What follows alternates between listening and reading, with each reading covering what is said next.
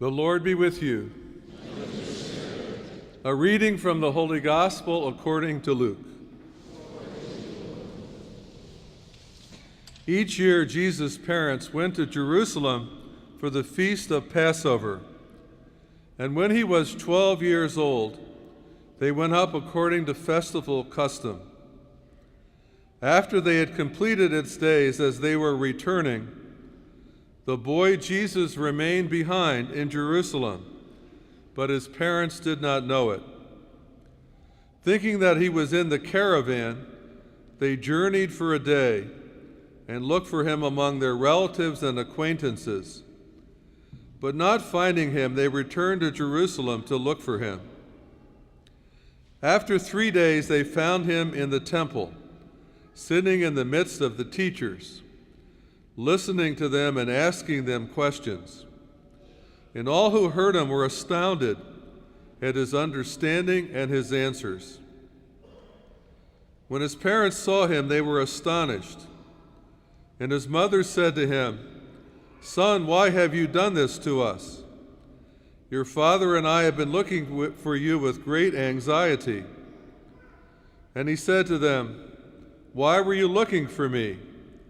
Did you not know that I must be in my Father's house?" But they did not understand what he said to them. He went down with them and came to Nazareth and was obedient to them. And his mother kept all these things in her heart. And Jesus advanced in wisdom and age and favor before God and all. The Gospel of the Lord.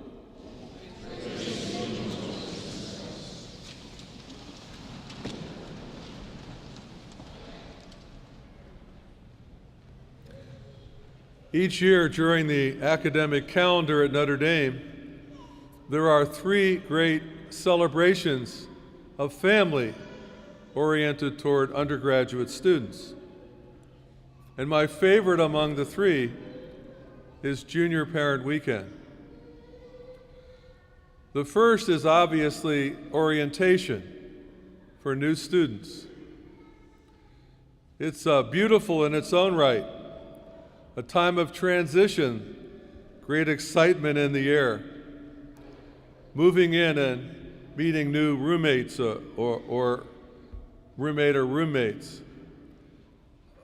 Trying to adjust to life away from the friendly confines of the family home.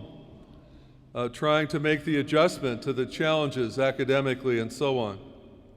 For the parents, there's a great sense of mixed feelings, satisfaction at a time of great transition, but also recognition that someone they've raised and nurtured and brought along to this point will now no longer be at the home place. For those of us who live in dorms, watching all this take place every year is just an amazing phenomenon. The third one is commencement weekend, baccalaureate mass, and the commencement itself. Many tears are shed. It's a time of quick transition, a kind of busyness about it all as people pack up and have to move to wherever they're going to be after graduation. There's a great sense of satisfaction for everybody involved. But it happens so quickly, it's so busy, that it's hard to take everything into account. Junior Parent Weekend, in distinction to those other 2 moments, is a very relaxed occasion.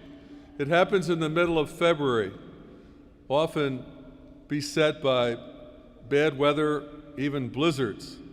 But people show up anyway because the reputation of what it entails carries people to come here in a sense of mission. It's a time in which there's a kind of foreshadowing that goes on, a reversal of roles as young people host their parents, are responsible for the logistics, and often at the end of that time, there's a big hug and kisses and an expression of deep love and gratitude.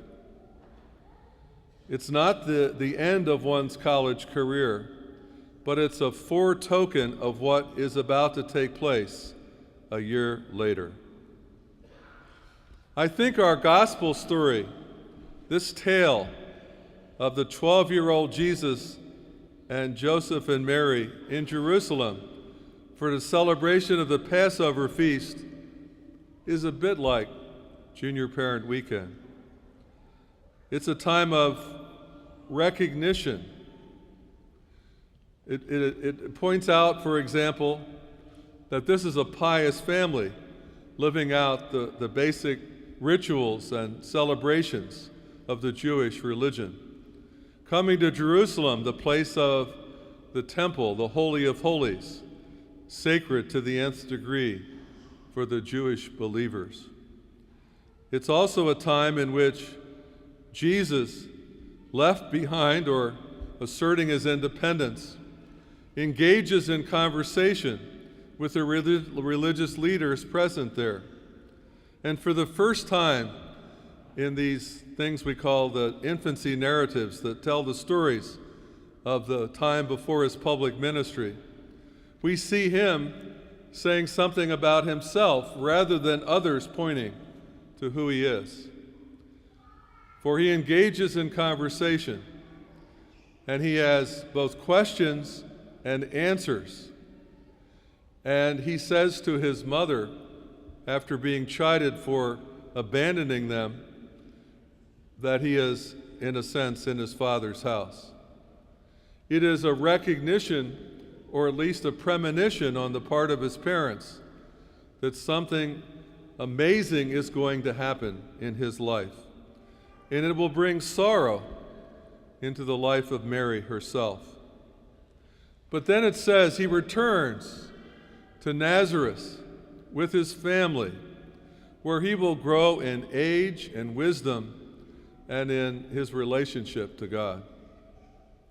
Christmas is a time for us to focus on the fullness of the humanity of Jesus, as Easter is a time to focus on the fullness of his divinity. And so we honor in a special way the role that Mary and Joseph played in his life and in his development. Mary, who bore him in her womb for 9 months, who nurtured him at her breast, who had to take care of him through the various stages of his own development as a person. His parents, who taught him how to read and write, who taught him how to pray according to the standard formulas of the Jewish religion. By tradition, his father was a carpenter, and presumably Jesus learned that trade and practiced it, learned about the challenges of discipline. His parents, by loving him, taught him in his humanity how to be a lover in turn, the skills of negotiating various situations, perhaps a neighborhood bully, getting a cold, somehow learning how to adjust to different kinds of social situations.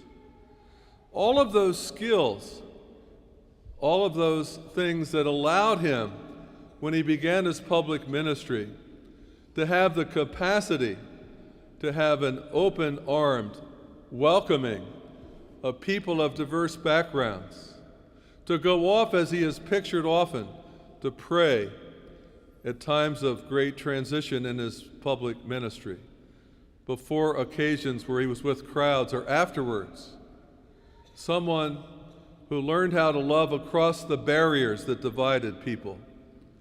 Someone who had a great astute judgment in picking people who would be part of his intimate circle of disciples. We attribute so much to Mary and to Joseph because we take seriously the necessity for Jesus as a human person to develop, as all of us need to develop, into the fullness of adulthood and into a close relationship with God. What does that say about our responsibilities in family life? For those of you who have young children, those who have raised your children and still worry about them at a distance, we can only do what our natural talents allow us to do in our circumstances in life. The old adage says, the responsibility of parents is to give their children roots and then wings. Both are hard. Both make demands upon us. To give them roots, to keep them from harm, to educate them in the things of the world and in the things of faith, to love them, to care for them, to think of them as special, to know them by name, to worry about them when they're with their friends, to worry about who their friends are, and to give them wings, to prepare them for the challenges of adult life, and to care for them and to welcome them home, and to deal with them even when they disappoint us. All of that is about what family life entails. On Junior Parent Weekend, the families who come here are very seldom perfect. Sometimes only one parent comes, or parents come who are divorced from one another or have formed new families. Sometimes they come with those challenges that are part of everyday life: addiction, mental illness, the memory of a lost loved one. But when they're together on these special occasions, they usually bring out the best in each other.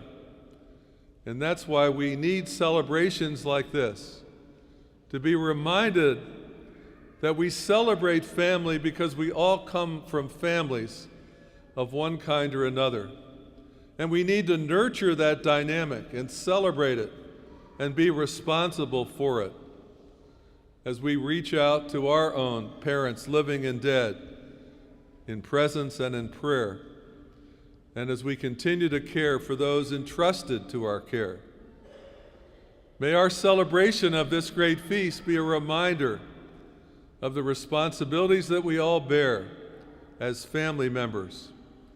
May we celebrate our common roots, and may the model of family that we proclaim on this occasion be carried over into the communities we establish in this country and afar.